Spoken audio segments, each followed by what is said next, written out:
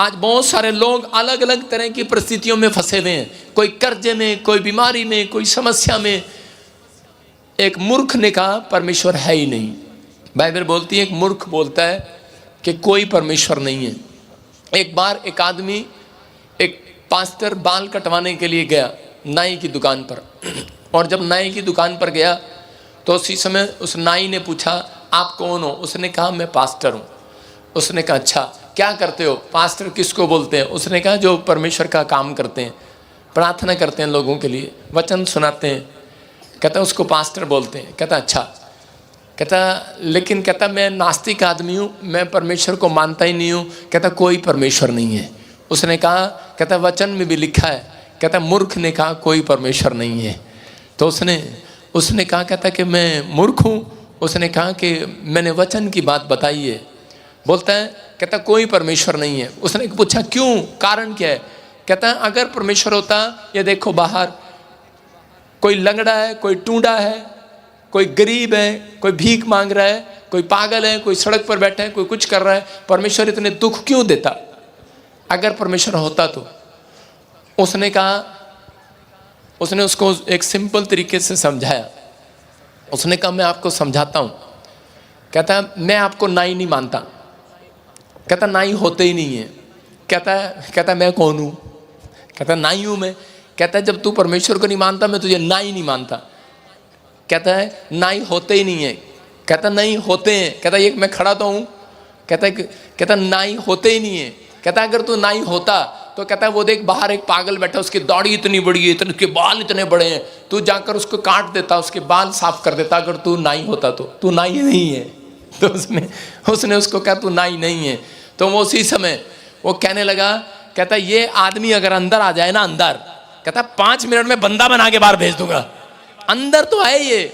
कहता मेरा परमेश्वर भी यही कहना चाहता है, 5 मिनट के लिए कहता कि डोर खोल दो, अंदर आ जाओ, अंदर, हालेलुया, बंदा बना के भेज दूंगा आज, आमीन। लेकिन कहता चर्च में नहीं जाना, वहां तो धर्म बदलते हैं। अबे एक बार अंदर आके तो देख, तेरा मुंह क्या थोपड़ा भी बदल के भेज देंगे। हाँ हालेलुया। कहते हैं धर्म बदलते हैं, हम कहते हैं हम सब कुछ बदल देते हैं। शक्ल भी बदल जाएगी, बाल भी शाइनिंग मारेंगे, आपका कोट भी, आपके जूते भी शाइन मारेंगे, आपके कपड़े भी शाइन मारेंगे। लोग कहेंगे आपको पैसे मिल गए, हम कहेंगे हाँ मिल गए हैं, क्योंकि ऊपर से खुदा मेहरबान हो जाता है, जो उसके लिए दिल खोल देते हैं उसको अंदर बुला लेते हैं। हालेलुया। समझ में आया कि नहीं? कह रहा है कि हम भी नहीं मानते कि तुम हो।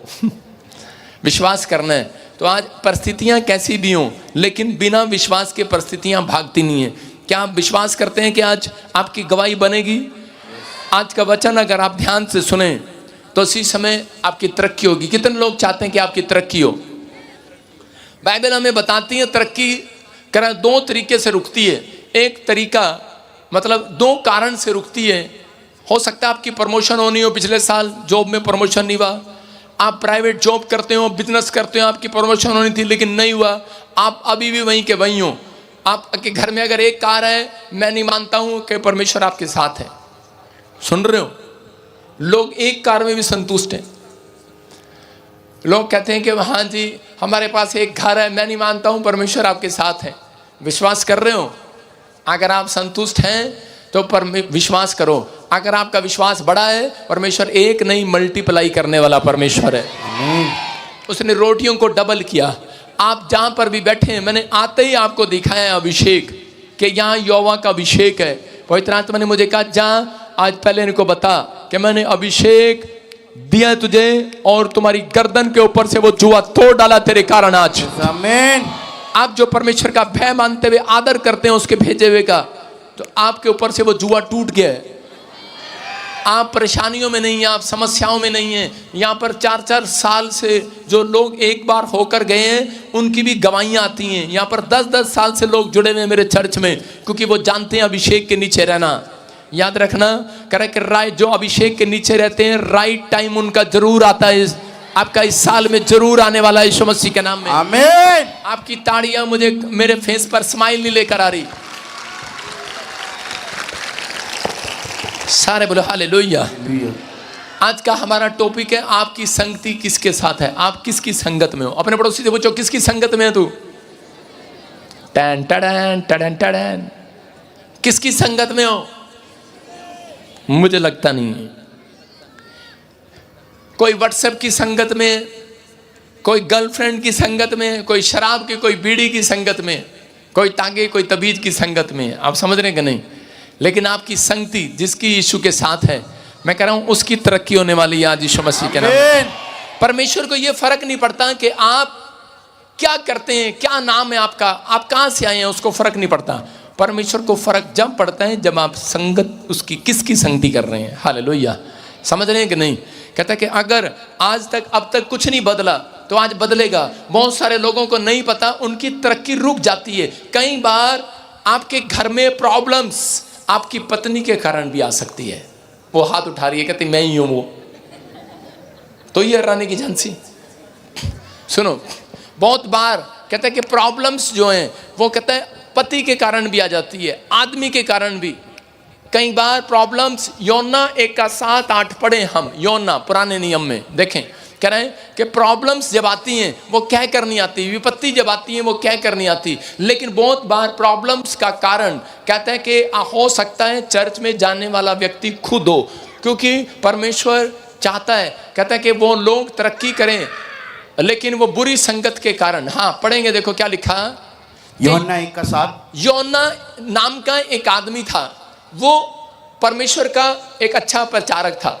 उसको परमेश्वर ने कहा कि जा और जाकर निनीवे के लोगों को सुसमाचार सुना, उनको जा और उनको बता। लेकिन योना जब वहां पर गया तो उसने परमेश्वर के वचन का उल्टा किया, वहां से भाग गया, परमेश्वर की बात को नहीं माना और वो जाकर एक दूसरे देश में जा रहा था और नाव में बैठकर जा रहा था। कुछ नाव में परमेश्वर का भय मानने वाले व्यक्ति भी बैठे थे। और उसी समय क्या हुआ कि नाव में अचानक तूफान आ गया, और तूफान आया तो उसी समय वो डर गए और उन्होंने प्रार्थना करके चिट्ठी डाली। देखो क्या लिखा, तब उन्होंने आपस में कहा आओ हम चिट्ठी डालकर जान ले कि ये विपत्ति हम पर किसके कारण आई है। तब उन्होंने चिट्ठी डाली, सुन रहे हो कि नहीं? कहता तब उन्होंने चिट्ठी डाली तो वो चिट्ठी योना के नाम पर निकली। हालेलुया, उड़ी बाबा, पादरी के नाम पर निकली। देख रहे हैं आप, समझ रहे हैं मेरी बात? कह रहा है जो देखते हैं वहीं जाकर सिर झुका लेते हैं, जो देखते हैं वही कर लेते हैं। परमेश्वर का आत्मा कह रहा है, कहता है कि बुरी संगत में अगर आप जुड़े हुए हैं, अगर आप जुड़े हुए हैं, मैं फिर बता रहा हूं, देखो मेरे साथ क्या हुआ। मैं 1.5 साल से प्रभु में था। जब मैं प्रभु में आया तो उसके बाद मैं क्या करता था, मेरी तरक्की रुकी हुई थी 1.5 साल से प्रभु में आने के बाद। मैं चर्च जाने लगा, मैं अपनी दादी को लेकर, उसके बाद मैं अपनी बहन को लेकर जाने लगा। डैडी मेरे यहाँ बैठे, उनसे छुप कर लेकर जाता था, उनसे छुप छुप के लेके जाता अपनी बहन को, अपने भाई को कार में बिठाता, उसको ले जाता। और एक दिन अपनी माँ को भी ले गया छुप कर, क्योंकि डैडी विश्वास नहीं करता था उस समय तो उसी समय लेकर जाता। लेकिन उसके बाद जब मैं वापस आया और मैं बड़ा खुश, तो उसी समय हमारे घर में कोई प्रॉब्लम आई। हमारे घर की दीवार में थ्रेड आ गई, मकान में। डैडी बोला ये तेरी वजह से आई है, शायद तू गलत रास्ते पर चला गया है। दादी बोली हाँ। मैंने कहा दादी ये परीक्षा है। लेकिन परिवार में दादी ने बोला तेरी तरक्की क्यों नहीं हो रही, अब तक इतने साल हो गए हैं तेरी तरक्की नहीं हो रही। दादी प्रार्थना करती, कहती हे प्रभु मेरे बेटे का ध्यान करना, हाथ उठा के प्रार्थना करती हो। लेकिन मैं दादी को हमेशा टाल दिया करता। मैंने कहा अरे तू चिंता न कर, टाइम आएगा, अभी समय नहीं आया। लेकिन एक दिन दादी को मैं ऐसे समझा रहा था वचन में, दादी ने करी चिट्ठी डालते हैं, मेरी बहन के साथ चिट्ठी डाला, वो मेरे नाम पर निकली उसने कहा कह रही ये देख आजा तू, कान तू पकड़ ले आज। यदि क्या करता है तू, बाहर जाता है, क्या करता है, प्रभु में आ गया, हमें चर्च ले जाता है, लेकिन खुद तेरी तरक्की, कहता है हमारी भी तरक्की रुकी हुई है। कह रहे चिट्ठी निकली है तेरे नाम पर, तूने हमें सिखाया है कि बाइबल में ऐसे लिखा है, तेरी बहन ने चिट्ठी डाली है, तो बता क्या करा। मैंने कहा मैं क्या करता था, क्योंकि टाइम पास नहीं होता था। मैं जाता था अपने पुराने दोस्तों में, वो शराब पीते थे और मैं मुर्गा खाता था, उनके साथ गप्पे मारता था।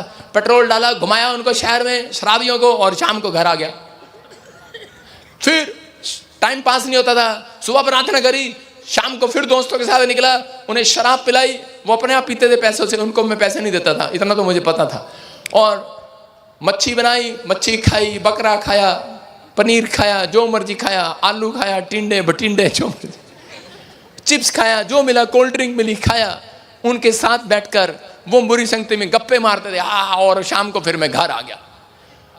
और उसी समय प्रभु ने मेरे से बात किया प्रार्थना में, कह रहा तेरी दादी ठीक कह रही है, चिट्ठी तेरे नाम पर निकली है, तेरी प्रमोशन कहता तेरी बुरी संगति की वजह से आज भी रुकी हुई है। आप समझ रहे हैं कि नहीं?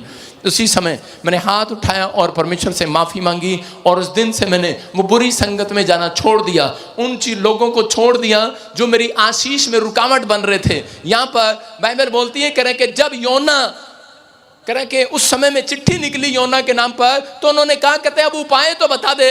कह रहा पादरी भी तू है, उपाय तो बता दे। उसने कहा, कह रहा ये तूफान कैसे शांत होगा?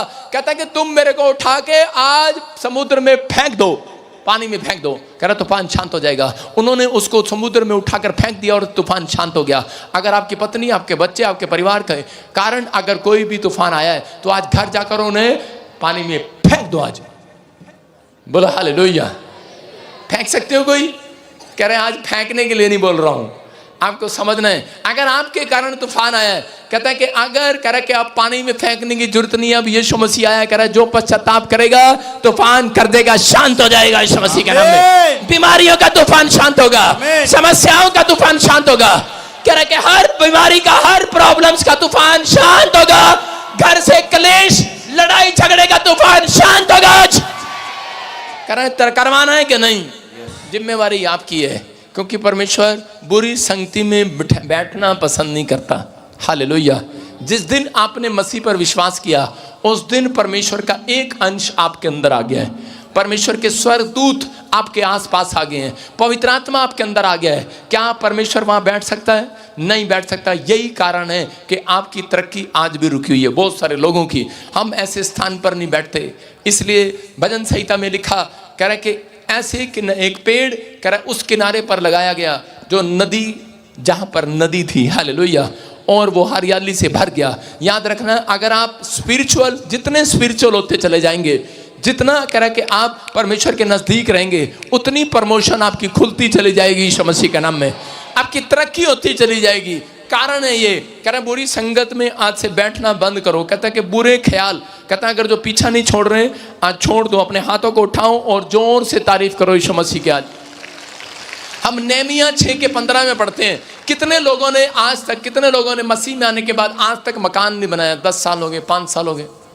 देखो आप, अगर आप मसीह में 5 साल से, हाथ उठाओ, शर्माओ नहीं, मकान बनने वाला आज उठाओ। बुरी नजर वालों, तुम्हारा मुंह काला। सुनो, आपने ट्रक पर देखा ये लिखा हुआ, कहते हैं लेकिन नहीं पता कुछ लोगों को ये नेहमिया है। और इसके बारे में हम पढ़ते हैं तो नेहमिया के बारे में क्या लिखा? नेहमिया के बारे में लिखा कि नेहमिया, इज़राइल के लोग जो थे, वो एक दीवार बनाने के लिए, शहरपना बनाने के लिए उन्होंने 40 साल लगा दिए होंगे, सालों साल लग गए। लेकिन ये बंदा जब आया, और इस व्यक्ति के कारण परमेश्वर ने वो जो दीवार 40 साल से नहीं बना पा रहे थे, वो शहरपना नहीं बना पा रहे थे, वो मकान, वो घर, वो शहर नहीं बना पा रहे थे, वो सिर्फ 52 डेज में बना दिया। हालेलुया। 52 दिन में। आप पढ़ो लिखो, लोग हैरान हो गए। लिखा एमूल महीने के 25वें दिन को, अर्थात 52 दिन के भीतर शहरपना बनाई गई। और इसके आगे लिखा, जितने लोगों ने उसको सुना और पढ़ा, कहता वो हैरान हो गए और वो डर गए कि इस व्यक्ति के साथ परमेश्वर है। हालेलुया। याद रखना, मैं कह रहा हूं कि जो फैक्ट्री आज तक नहीं बनी, जो बच्चा आज तक सेटल नहीं हुआ, जो घर आज तक नहीं बना, भविष्यवाणी है ओनली फॉर 52 डेज में रिजल्ट आएगा। लेकिन कारण क्या था? वो व्यक्ति कभी भी बुरी संगति में नहीं बैठा। समझ रहे हैं? नेहमिया की तरक्की का राज क्या था? उसकी प्रमोशन का राज क्या था? कि उसने अपने साथ, कहता है कि हम 6:16 को पढ़ते हैं, अशोक के साथ। हाँ हाँ। जब हमारे सब शत्रुओं ने ये सुना, हाँ, तब हमारे चारों ओर रहने वाले सब अन्य जाति डर गए, हाँ, और बहुत लज्जित हुए, हाँ, क्योंकि उन्होंने जान लिया कि ये काम हमारे परमेश्वर की ओर से हुआ है। हालेलुया।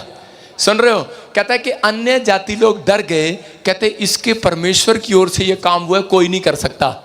कहते हैं ध्यान से सुनो, जितने मसीह में आ गए हैं, जब आपने प्रार्थना करना शुरू कर दी है तो आपके मोहल्ले में जो अन्य जाति लोग हैं जो परमेश्वर को नहीं जानते वो डर जाएंगे। आज के बाद इतनी गवाही आने वाली है आपकी, टेस्टिमनी आनी स्टार्ट हो रही है आज से आपकी। आप तरक्की करेंगे इस साल के अंदर, आप बढ़ेंगे, आपका घराना बढ़ेगा, आप ब्लेसिंग को देखेंगे। लेकिन आज पल्ले बांध कर जाना जो मैं सिखा रहा हूं और बता रहा हूं आपको, उसने 3 तरह के लोग अपने साथ रखे। लिखा उसी में, देख आगे कहां लिखा, उसी में लिखा, 7 में लिखा, उसके 1 में क्या पढ़ा, हाँ पढ़ा, लिखो। जब शहरपनाह बन गई, सुनो उसको, उसमें लिखा कह रहा उसके पास एक 3 तरह के लोग थे। हाँ बताओ कौन कौन लोग थे। जब शहरपनाह बन गई और मैंने उसके फाटक खड़े किए और द्वारपाल और गवैये और गवैये, हाँ, और लेविये लोग ठहराए गए, और लेविये लोग ठहराए गए। इसका मतलब कहता है कि उसने अपने साथ स्पिरिचुअल लोग रखे, उसने गाने वाले, प्रभु की महिमा करने वाले लोग रखे, वर्शिप करने वाले लोग रखे अपने साथ, गीत गाने वाले लोग रखे। दूसरे कहता है कि उसने प्रार्थना करने वाले लोग रखे, और कह रहा कि एक कह रहा कि उसने अपने साथ कहता है कि लेवीय लोग, लेवीय याजक को कहा जाता था, प्रभु की भक्ति करने वाले लोग, उनके साथ अटैच रहे, प्रार्थना करने वाले व्यक्ति के साथ अटैच रहे, स्पिरिचुअल बंदे के साथ। तीसरा कहता कि उसने, और कहता कि अपने अंदर कहता पहरवे रखे, पहरवे, गेट पर एक पहरवा रखा रखवाली करने के लिए। याद रखना, कहता आपके पास गीत गाने वाले नहीं है, ढोलकी बजाने वाले नहीं है, अपने बच्चों को सिखाओ, अपने घराने को सिखाओ, अपने घर में सिखाओ ढोलकी बजाना, प्रार्थना करना। मैं कह रहा हूँ गीत गाना आपको सिखाना है। मेरा बेटा एरिक, मैं मेरे घर में जो नौकर है काम करता है, वो मेरा बेटे जैसा है, वो उसको मैंने ढोलकी बजाना सिखाया है। वो ढोलकी मेरे घर में सबसे अच्छी ढोलकी बजाता है, उसका नाम सुमित है, वो सुन रहा होगा लाइव में, ढोलकी बजाता है, वो आसाम से है वो, और 7 साल से मेरे पास ही रह रहा है वो। आपको बता रहा हूं ढोलकी बजाता है, सबसे सुंदर बजाता है। और मेरे बच्चे ने, बेटे ने, एरिक ने उसको देखकर कह रहा कि एक छोटी ढोलकी मंगाई है और वो उससे ज्यादा फास्ट बजाता है।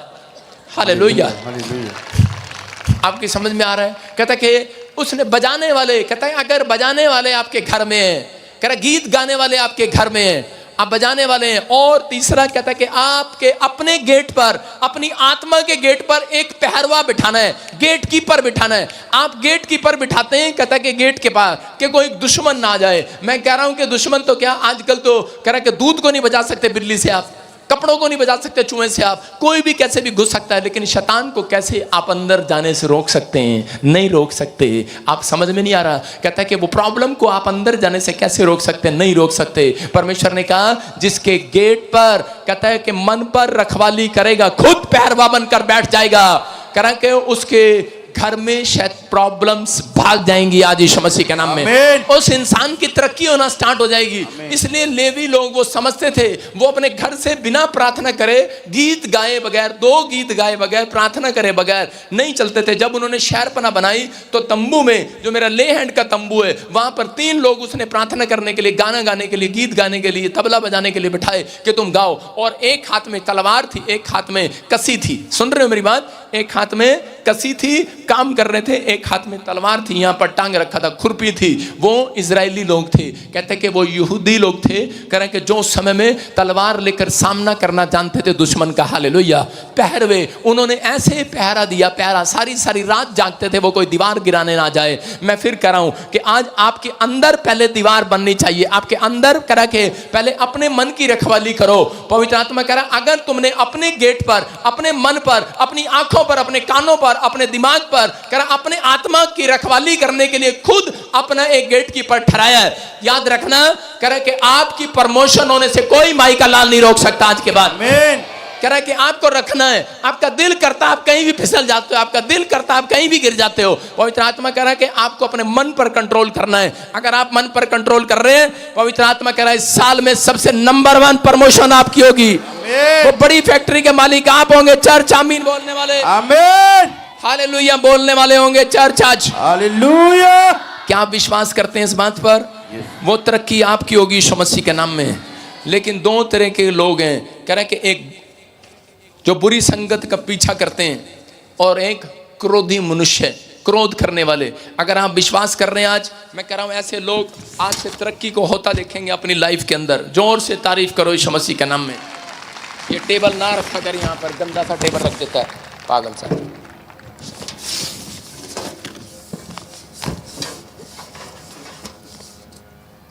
सारे बोलो हालेलुया।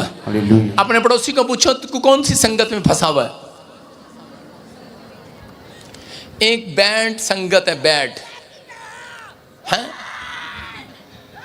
एक बुरी संगत में फंसे हुए लोग। अपने पड़ोसी को पूछो, हाथ मिलाओ, पूछो कौन सी संगत में फंसा हुआ है। आप नहीं बताएंगे, मैं बताऊंगा आपको। लेडी जो औरतें वो घर के बाहर गोल गप्पे वाली संगत में फंसी हुई हैं। उनके घर के बाहर ही टिक्की वाला आता है, गोल गप्पे वाला आता है, वहीं से वो इशारा करती है, हेलो टिक्की वाले यहाँ रुक के जाना। कह रहे आप किस चीज में फंसे हुए हैं पता नहीं है।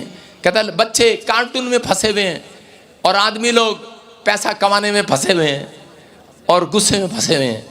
कह रहे तीन तरह के। कह रहे कि अगर आप चाहते हैं परमेश्वर आज आपकी जिंदगी में कुछ करना चाहता है, लूका 15:9 को हम देखते हैं। कह रहे यहाँ पर एक औरत का सिक्का, सुनो, एक औरत का सिक्का गुम हो गया। देखो एक औरत का सिक्का गुम हो गया और उसी समय वो रोने लगी और चिल्लाने लगी। उसका पति कहने लगा, अरे 10 सिक्कों में से एक सिक्का गुम हो गया, अरे क्या जरूरत है, तू क्यों रो रहा है, तू क्यों रो रही है, क्यों रो रही है, मेरे से ले ले, चल मेरे से ले ले। कहते नहीं मेरे को तो वही सिक्का चाहिए, वही। उसने कहा वही क्यों चाहिए।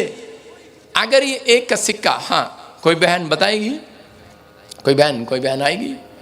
हाँ सुनो, एक बहन, किसी को भी मैं बुला के पूछ लेता हूँ, किसी बहन को भी। हाँ उठ जाओ, कोई बहन हाथ उठा दो, चल तू याद है, लड़की तो चश्मे वाली इसको उठा रही है। हाँ सुनो, इधर बैठे। अगर ये एक का सिक्का, हाँ सच बोलो, सच कहूंगी, सच के सिवा कुछ नहीं कहूंगी, सच कहूंगी, सच के सिवा कुछ नहीं कहूंगी, सच के सिवा कुछ नहीं कहेगी। अच्छा ठीक है, सुनो, ये एक का सिक्का नाली में गिर गया, क्या आप उठाओगे इसको? हाँ उठा लेंगे, उठाएंगे।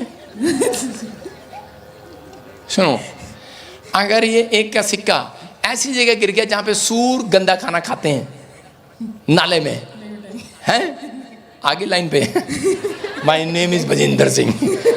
सुनो, नहीं उठाएगी ना। अगर सुनो, अगर आपकी 50,000 की गत्थी गिर जाए तो लेंगे। सच बोला इसने, उठाएगी कि नहीं? हैं, जब 50,000 की गत्थी गिर जाती है ना तो यूं देखते हैं इधर, और हाथ भी ऐसे पूछते हैं, है ना, गंदी नाली में से बैठ जा। ये पादरी भी कंजूस आदमी है, एक का सिक्का गिर जाएगा मैं उठाऊंगा उसको। सुन रहे हो, कौन है ये एक का सिक्का? यीशु मसीह बोलता है, कहता है कि वो लोग जो शराब पीकर नाली में पड़े रहते हैं, जिनको लोग बोलते कहते हैं शराबी है तो, और यूपी के पता क्या बोलती है, मारी तो थोड़ी सी पीवा है, और इनका तो शराबी है, पूरी ढकार जा बोतल। उसको वो शराबी बोलती है, अपने को बोलती थोड़ी सी पीता है। नशे में पड़े हैं। लेकिन सिक्का आप उठाएं ना उठाएं, परमेश्वर के लिए एक शराबी भी उसकी नजर में बहुत कीमती है। यीशु मसीह के नाम में एक पापी व्यक्ति उसकी नजर में कीमती है। कह रहे कि एक आत्मा बचाना उसकी नजर में कीमती है। ये औरत कह रहे कि 10 सिक्कों में से इसका सिक्का एक गुम हो गया और ढूंढ रही है। आदमी परेशान है। मैं आपको बता रहा हूँ 3 साल मुझे ये वचन समझ में नहीं आया, और मैं कह रहा कि बार बार एक सिक्का गुम हो गया और वो ढूंढती रही, और जब मिल गया, क्या लिखा जब मिल गया क्या हुआ? और जब मिल जाता है एक का सिक्का, हाँ, तो वो अपनी सखियों और पड़ोसियों को इकट्ठा करके कहती है, हाँ, मेरे साथ आनंद करो, हाँ, क्योंकि मेरा खोया हुआ सिक्का मिल गया है। मैं हैरान हो गया, मैंने कहा ये क्या हो रहा है?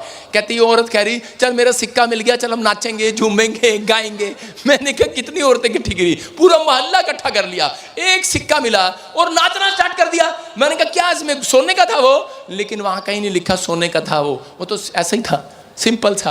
कहती सोने का सिक्का नहीं था, वो नाच रही थी, घूम रही थी। लेकिन उसी समय के पवित्र आत्मा ने मुझे प्रकाशन दिया, उसने मुझे कहा, कहता नहीं, कहता वो 10 सिक्के वो हैं जो मूसा को कमांड्स दी गई थी, कमांड्स, कहता आज्ञा दी गई थी वो पुराने नियम में। 10 सिक्के वो हैं, कहता ये विश्वास का सिक्का पहला, कह रहा है प्रेम का सिक्का, दया का सिक्का, शांति का सिक्का, धीरज का सिक्का, कह रहा है 10वां संगति का सिक्का। हालेलुया। कहती मेरे सारे सिक्के गुम हो गए हैं, लेकिन ये सिक्का मुझे वापस चाहिए। उस औरत को दुष्ट आत्मा की प्रॉब्लम थी, मैं आपको बता रहा हूं, एग्जांपल दे रहा हूं। और उसी समय वो औरत की संगति छूट जाती है, उस जगह से चर्च हट जाती है, और वो औरत को पता लगता है कि वो संगति छूट गई है, उसको कहीं दूसरे चर्च में ले जाते हैं, लेकिन वो जाती है दूसरे चर्च में और वो कहती है कि नहीं नहीं मुझे मजा नहीं आ रहा, और वो निराश हो जाती है और उसी समय उसको दुष्ट आत्मा फिर पकड़ लेती है। और उसको थोड़े दिन के बाद उसके पति को पता लगता है कि वो संगति जो थी, कहती कि वो पास वाले गांव में पीबीएसएम मिनिस्ट्री न्यू चंडीगढ़ में फिर आ गई है। Hallelujah, hallelujah. आज समझ में आ रहा है। और उसी समय वो औरत कह रहे जब उसको संगति मिलती है वो तो दौड़ती है, नाचती है, घूमती है, अपनी सेखियों को इकट्ठा करती है, कहती है कि मेरी संगति खोई हुई वापस मिल गई है मुझे। कह रहे कि वो कहती है क्योंकि मैं जानती हूं अपने पति को, कहती है उसका पति कहता है तूने वो सिक्का क्यों नहीं लिया, पहले वाले सिक्के क्यों नहीं लिए, एक सिक्का ले लेती। बोलती है कि मैंने इसी संगति से प्रेम करना सीखा है, मैंने इसी संगति से दान देना सीखा है, कह रहा इसी सिक्के से मैंने, अगर मैं संगति ना करूं, अगर आप संगति ना करें, जब आप संगति करते हैं, जब कोई आपकी बाजू में प्रार्थना कर रहा होता है, बैठा हुआ जोर जोर से हालेलुया बोल रहा होता है, प्रार्थना कर रहा होता है, अगर आपके दिल में कुछ हो रहा है, आप उसको देखते हैं, आपके मन करता है अंदर से कि मैं भी प्रार्थना करूं, बेशक आप नहीं कर पाते, यही साइन है कि परमेश्वर आपके अंदर आ चुका है यीशु मसीह के नाम में। यही साइन है, कहता कि आपके अंदर परमेश्वर का काम होना शुरू हो गया। वो बोल रही थी, कहती अगर मैं संगति नहीं करूं तो मैं दान ना दूं, क्योंकि हम देखा देखी करते हैं। आप समझते कि नहीं? कहते मैंने यहीं से सीखा लोगों से प्रेम करना, कहते यहीं से सीखा मैंने, कह रहे कि अपने क्रोध के स्वभाव को छोड़ना, यहीं से सीखा मैंने नम्र रहना, यहीं से सीखा मैंने धीरज को। कहती अगर मेरे पास संगति नहीं है मेरा प्रेम चला जाएगा, मेरी दया चली जाएगी मेरे अंदर से। कहती मैं इसलिए हर संडे संगति करने, कहते कि चंडीगढ़ में जाया करूंगी यीशु मसीह के नाम में। समझ में आया कि नहीं? जब आप संगति करते हैं पूरा हफ्ता परमेश्वर आपको खोई हुई चीजें वापस दिलाएगा, वापस यीशु मसीह के नाम में।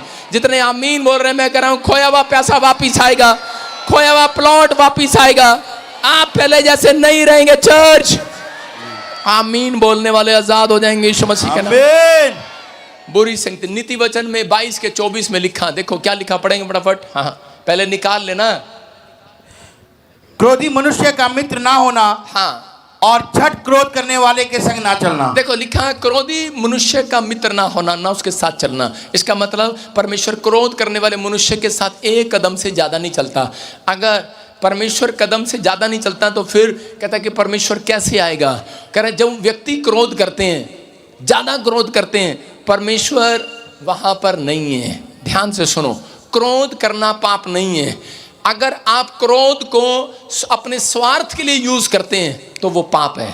दाऊद ने अपनी लाइफ में क्या किया? दाऊद ने 66 लड़ाइयां लड़ी। इसका मतलब वो क्रोधी मनुष्य था, गुस्सा आता था, लेकिन परमेश्वर उसके साथ था, वो जीतता चला गया, जीतता चला गया। लेकिन सातवां, ध्यान से सुनो, कहता है एक दिन उसने एक औरत को पसंद किया और उससे शादी करने के लिए गुस्से में आकर उसके पति को जान से मरवा डाला और उससे शादी कर लिया। और परमेश्वर ने उसी समय, बाइबल बोलती है कि पवित्र आत्मा ने क्या किया, कहता है कि मैं इसको बताऊंगा। अब हम पढ़ेंगे 7 का 11, भजन संहिता 7 का 11 पढ़ो। देखो क्या लिखा, हाँ दिखा फटाफट स्क्रीन पर, अंदर चला जाए। परमेश्वर धर्मी और न्यायी है, वरन ऐसा ईश्वर है जो प्रतिदिन क्रोध करता है। देखो क्या लिखा, कहता है परमेश्वर ऐसा धर्मी और न्यायी है, वो एक दिन नहीं डेली क्रोध करता है। तो इसका मतलब क्या परमेश्वर भी पाप करता है? कह रहा है कि क्रोध वो कह रहे हैं जो जिसमें अगर आप अपने बच्चों को डांट नहीं सकते, परमेश्वर के लिए जलन नहीं है, परमेश्वर के कामों के लिए जलन नहीं है। अगर आपके पादरी को कोई गाली दे रहा है और आपको जलन नहीं है, यीशु मसीह को मारने आए और उन्होंने तलवार निकालकर काट कर उसका कान काट दिया, मैं कह रहा हूं इसका मतलब क्या था कि उसके अंदर जलन थी। पतरस के अंदर परमेश्वर प्रतिदिन क्रोध करता है। किसके लिए? कह रहा है जो लोग सुधरते नहीं हैं, जो इजरायली सुधरे नहीं, उनके लिए उसने क्रोध किया। कहता है कि उसके खिलाफ, कह रहा है कि उसके वचन के खिलाफ जब चलते थे वो क्रोध करता था, डेली क्रोध करता था वो।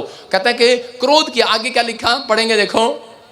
यदि मनुष्य ना फिरे, हाँ, तो वो अपनी तलवार पर सान चढ़ाएगा और अपना धनुष चढ़ाकर तीर संधान चुका है। कह रहे हैं कि अगर मनुष्य ना सुधरे, इसी के बारे में लिखा, कहता है कि वो तीर चढ़ा चुका है, वो धनुष पर तीर चढ़ाएगा और छोड़ देगा वो। और उसने तीर चढ़ाया, दाऊद नहीं सुधरा, उसने तीर चढ़ाया और छोड़ दिया, और वो सीधा उसके बच्चे को लगा और उसका बच्चा मर गया।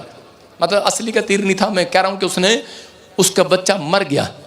क्योंकि परमेश्वर पाप का परमेश्वर नहीं है, वो क्रोध करता है उन लोगों के लिए। कहता है क्योंकि आत्मिक जलन, आत्मिक गुस्सा, एक स्पिरिचुअल क्रोध, कहता है कि वो आत्मिक गुस्सा है जो परमेश्वर कर रहा है। अगर आपके अंदर आत्मिक गुस्सा नहीं है तो आप परमेश्वर के जन नहीं है। आप समझ रहे हैं कि नहीं? आपके अंदर एक आत्मिक जलन होनी चाहिए परमेश्वर के कामों के लिए। अगर आपकी पत्नी रोज कहते कि टीवी देख रही है, आपके बच्चे रोज कार्टून देख रहे हैं, आप उन्हें मना नहीं करते, आप उन्हें डांटते नहीं है, तो इसका मतलब परमेश्वर के कामों के लिए आपके अंदर जलन नहीं है। आपके पड़ोस में कोई बीमार है, आप उसको सुसमाचार नहीं सुनाते, आपके अंदर परमेश्वर की जलन नहीं है। कहता है आप अपना अपना बेनिफिट देखते हैं। परमेश्वर एक दिन धनुष चढ़ाएगा और छोड़ देगा आपको। कहता है कि ये चीजें ध्यान रखने की हैं। कहता है पवित्र आत्मा बात कर रहा है। कहता है बहुत सारे लोग कहता है चाहते हैं कि मैं तरक्की करूं, लेकिन तरक्की उनकी जब तक नहीं होगी जब तक उनके अंदर आत्मिक जलन नहीं होगी, आत्मिक गुस्सा नहीं होगा।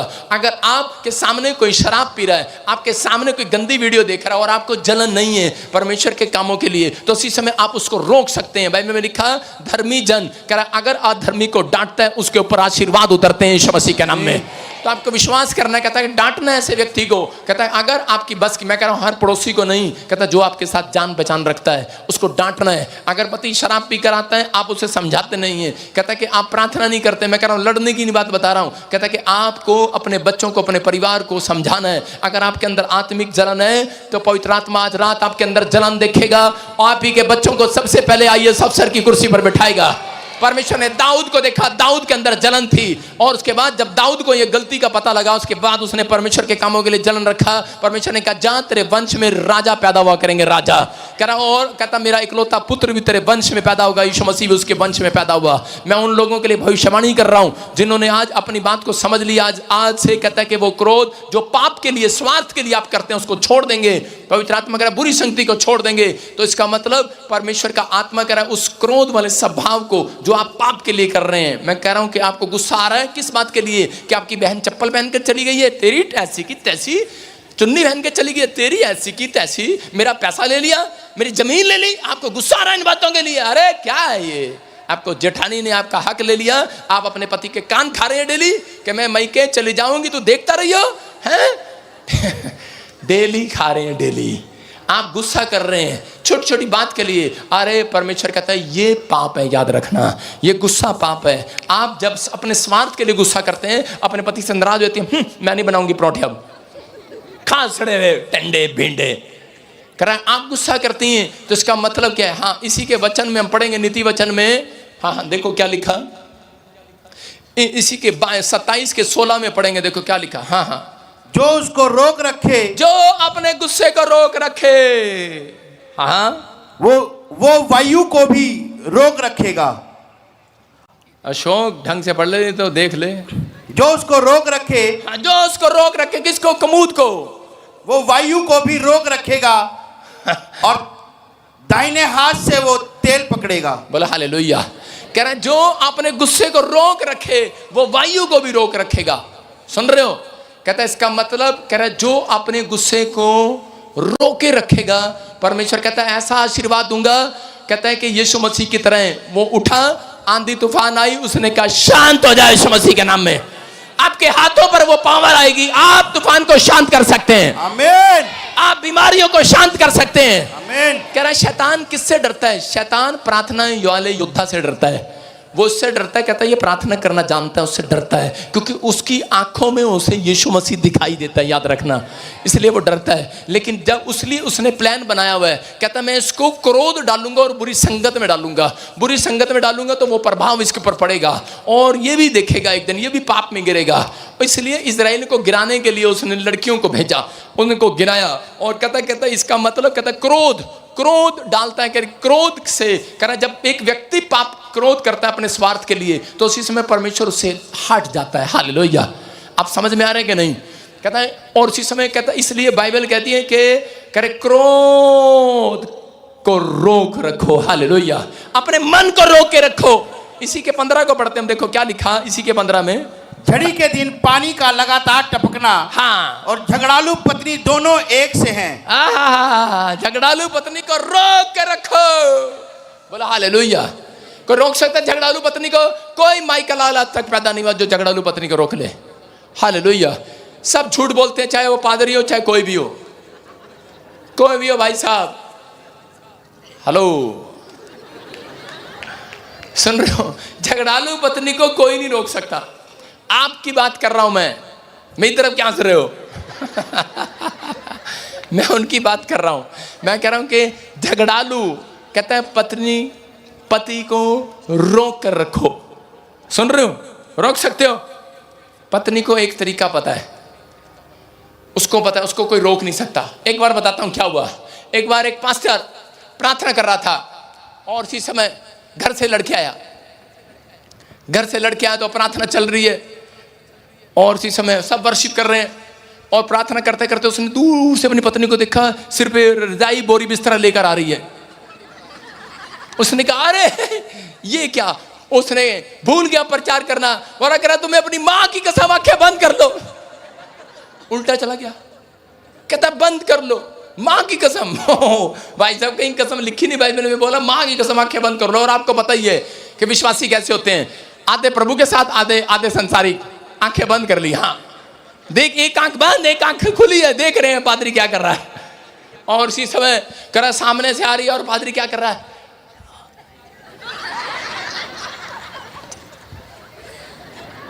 घर से लट लेंगे, घर में जा चली जा। और भाई साहब वो तो कह रही ना ना हम तो यहीं आएंगे यहीं, और ठा के उसके सामने आकर फेंक दिया बोरे बिस्तरा। उसने कहा ले आगी में। उसने कहा ये क्या है? कह रहे लोग देख रहे हैं, लोग देख रहे हैं, लोग देख रहे हैं। उसने कहा अरे तू तो वहीं अच्छा लगता चर्च में। कह रहा मीठी मीठी बातें करता, हम तो चर्च में ही रहेंगे, प्रेम की बातें करता है, घर में जाता गुस्सा करता है, समझ रहे हैं कि नहीं? कहता यहाँ आते हैं हालेलुया बोलते हैं, प्रेम से बातें करते हैं जय मसीह की। बाहर जाते हैं, बाहर जाने के बाद अपना गुस्सा रोकते नहीं है। मैं कह रहा हूं जो रोके रखेगा आपके लिए एक रॉकेट आएगा, फैक्ट्री खुलवा कर जाएगा आज। आमीन। कह रहा आपके लिए एक ऐसा रॉकेट आएगा जिसमें स्वर्गदूत बैठे होंगे आज। मैं कह रहा हूं बड़ी बढ़ोतरी कर जाएंगे, तरक्की करके जाएंगे। विश्वास करने वालों के लिए, आमीन बोलने वालों के लिए आमीन। कह रहा वो तरक्की के डोर खोलेगा आज यीशु मसीह के नाम में। क्या रोक सकते हैं आप अपने आप को? अपने पड़ोसी को बोलो रोक के रख, करा कोई तेरा मुकुट न छीन ले। बोलो हालेलुया। समझ में आ रहा है कि नहीं? प्रकाशित वाक्य बोलता है कह रहा कि उपाय अगर आप रोक के रखते हैं तो परमेश्वर आज रात आपकी जिंदगियों में काम करेगा यीशु मसीह के नाम में। नहीं तो यीशु मसीह ने धनुष चढ़ा लिया है।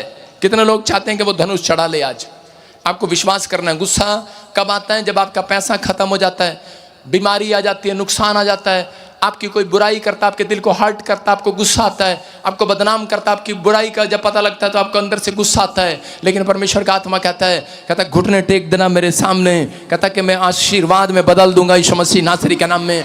कहता यीशु मसीह एक आदमी के पास गया। कितने लोग गुस्सा नहीं करते? हाथ उठाओ। कितने लोग नहीं करते? कितने लोगों को गुस्सा आता? हाथ उठाओ। मैं चेक करूंगा। यीशु मसीह के पास एक आदमी आया और आकर कहने लगा प्रभु मैंने कोई पाप नहीं किया, मैं स्वर्ग जा सकता हूं। देखो सुनो, एक आदमी आता है, एक धनवान व्यक्ति यीशु मसीह के पास आया और बोलता है कहता मैंने कोई पाप नहीं किया, मैं स्वर्ग जा सकता हूं। उसने कहा हाँ व्हाई नॉट, क्यों नहीं जा सकते? जा सकते हो, डोर खुला है, जाओ आओ, कम ऑन। कहता लेकिन कहता कि झूठ, कहता है पाप नहीं करना, कहता मैंने झूठ नहीं बोलता, गाली नहीं देता, शराब नहीं पीता, व्यभिचार नहीं करता, कहता कोई मैं ऐसी वैसी बातें नहीं करता, मैं कुछ नहीं करता। कहता ठीक है। यीशु मसीह ने उसको चेक करने के लिए कहा, कहता कि जितना भी तेरे घर में पैसा है, प्रॉपर्टी है, सब मुझे दे दे। उसी समय उसको इतना गुस्सा आया और दौड़ गया। कहता कि कहता कैसी बात कर रहा है? हालेलुया। अब मैं समझ गया हूँ। हालेलुया। समझ में आई मेरी बात? कितने लोगों ने पाप नहीं किया, कितने लोगों ने अब शराब पीना गाली देना छोड़ दिए, आप स्वर्ग जा सकते हैं। लेकिन मैं थोड़ी देर के लिए चेक कर रहा हूं, जिसके भी घर कार गाड़ी हैं सारे मेरे नाम कर दो आज रात। देखा अब आमीन निकला ही नहीं। Hallelujah hallelujah. लोगों की कहानी है, शैतान विचारों में डालता रहता है, तो पादरी सारा दिन मांगते रहते हैं,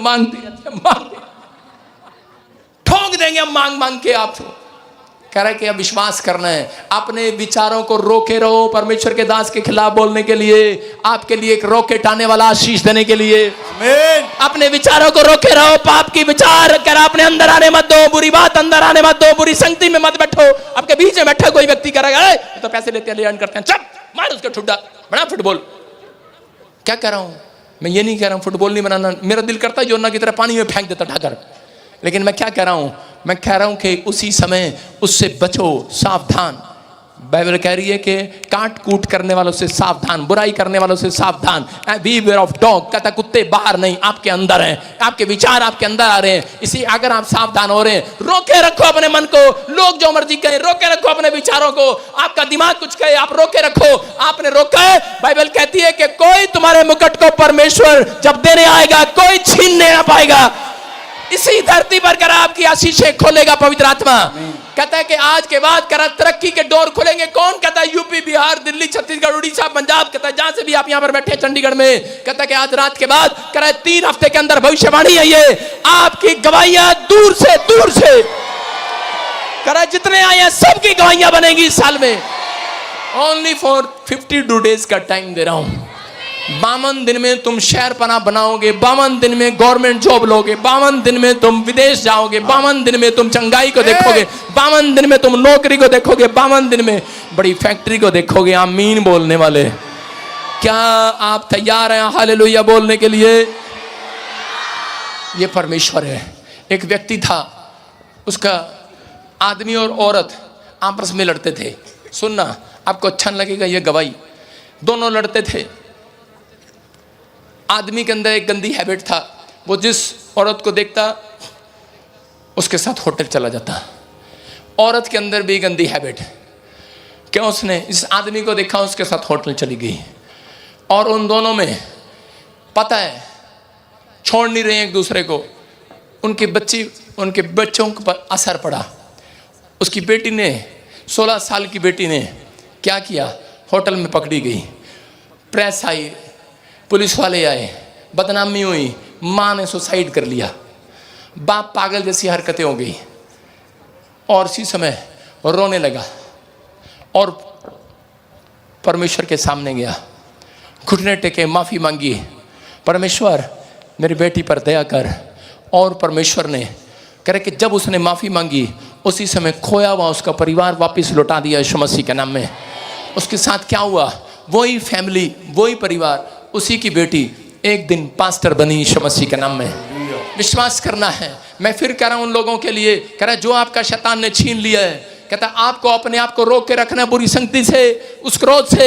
मैं कह रहा हूं अच्छा नहीं लगेगा अभी थोड़ी देर, लेकिन थोड़ी देर के बाद अच्छा लगेगा जब बड़ी गाड़ी में बैठ कर आओगे। एक स्वर्गदूत आपका पीछा करेगा, बड़ी फैक्ट्री खुलवाएगा आज, क्योंकि वो देने के लिए आया हुआ है, प्रोग्रेस करने के लिए आया हुआ है, प्रमोशन करने के लिए आया हुआ है, उन लोगों की, उनके बच्चों को तरक्की करने के लिए आया हुआ है। कर आपके समाज में, आपकी प्रॉपर्टी में तरक्की होगा, आपका नाम होगा, नाम होगा, नाम होगा, आपके मोहल्ले में नाम होगा। ये भविष्यवाणी है आपके लिए। आपके देश में आपका नाम होगा, आप महान कहलाएंगे। अब्राहम को कहा मैं तेरे नाम को महान करूंगा और तेरे वंश को बढ़ाता चला जाऊंगा।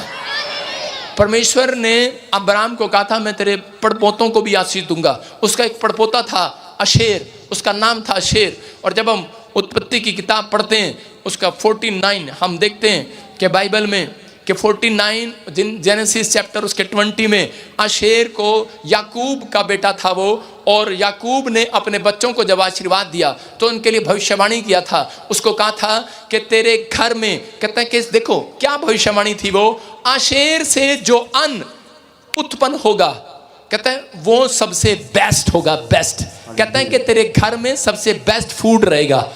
आमीन बोल सकते हैं आप? आमीन। कह रहा है कि तेरे उसको 3 आशीर्वाद मिले थे, तेरे घर में सबसे ज्यादा बेस्ट फूड होगा, सबसे ज्यादा बेस्ट धन होगा, सबसे ज्यादा बेस्ट ऑयल होगा, बेस्ट कहता है कि खनिज होगा, कह रहा बेस्ट सोना होगा तेरे घर में, सोना। कहता है कि वो चीजें तेरे पास होंगी। लेकिन इस व्यक्ति ने क्या गलती किया? ये एक गुस्से वाला व्यक्ति था और कहता है कि जलन करने वाला व्यक्ति था। इसने अपने भाइयों के साथ मिलकर यूसुफ को बेच दिया मिस्रियों के हाथ। और उसी समय कहता है परमेश्वर का क्रोध इन पर पड़ा, इजरायलियों पर 7 साल तक अकाल पड़ गया। इसका मतलब विपत्ति किसी के कारण भी आ सकती है, आपके परिवार के कारण, किसी के कारण भी आ सकती है। लेकिन जब इसने पश्चाताप किया, पवित्र आत्मा ने इसी व्यक्ति को कहता है कि फिर से आशीष दिया।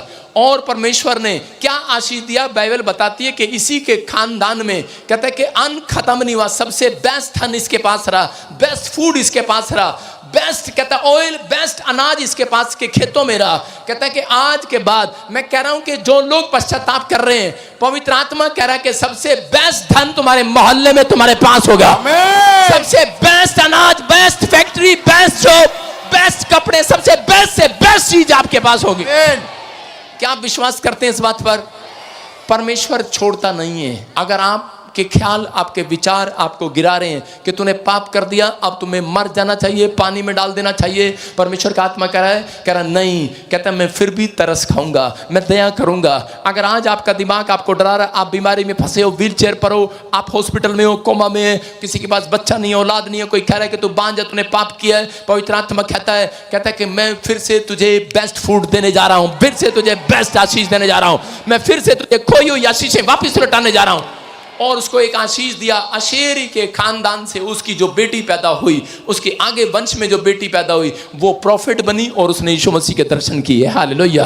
मैं फिर कह रहा हूं उन लोगों से कि आज के बाद आपका फैसला अगर ये हो सकता था कि एक लकवे के मरीज के पास यीशु मसीह गया और उस 38 साल से उसको कोढ़ था, चंगा नहीं हो रहा था, यीशु मसीह उसके पास गया, उसने प्यार से निकाला, उसने उसको डांटा, क्योंकि वो जानता था वो बुरी संगत में फंसा हुआ है, भीख मांग रहा है, उसका पैसा, वो पैसे में फंसा हुआ है, धन, वो प्रार्थना नहीं कर रहा है। कहता है कि परमेश्वर मेरे पास कोई मदद करने वाला नहीं है, इस कुंड में पानी में नहाने वाला कोई नहीं है, क्योंकि पहले उस कुंड में स्वर्गदूत आते थे और पानी को हिलाते थे, और जो पहले छलांग लगा दिया करता था वो चंगा हो जाया करता था। लेकिन वो नियम परमेश्वर ने बदल